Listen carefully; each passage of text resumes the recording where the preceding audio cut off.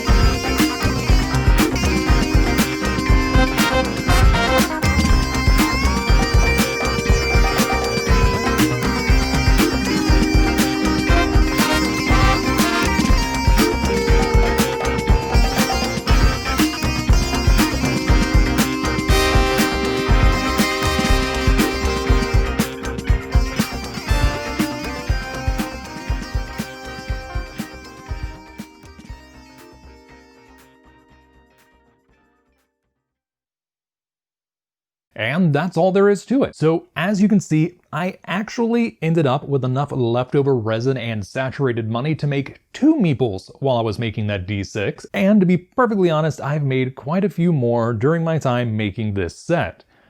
Between this one and the one with green writing, I've probably made about 8 money meeples, and I might have to think about selling these things. They're really cool.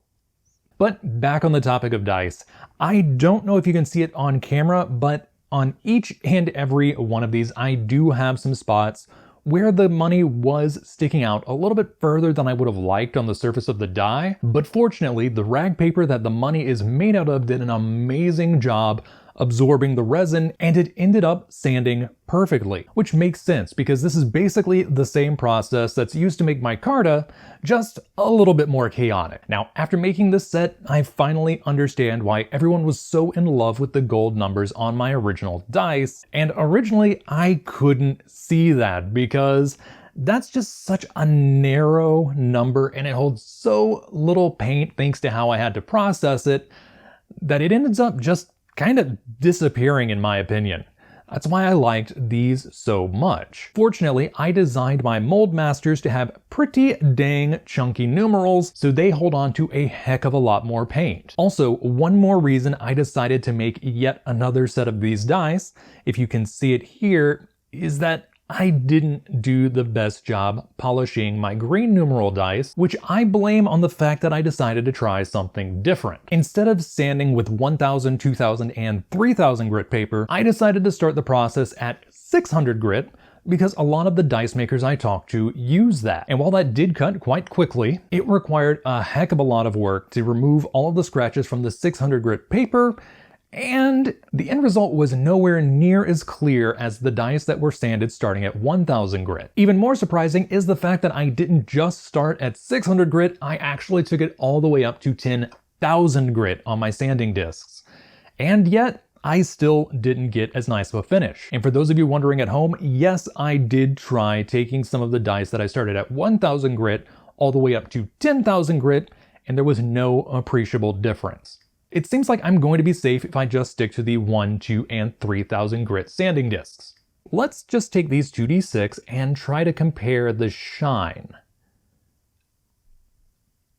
To my eyes, it does look like this one's a little bit, I'm not going to say cloudy, but it's nowhere near as crisp and clear as this one. Also, if we can get a little bit of light on there, you can see all of the spots where the money kind of pressed against the outer edge, but it's caused 0 issues so far, and I kind of like the way it looks.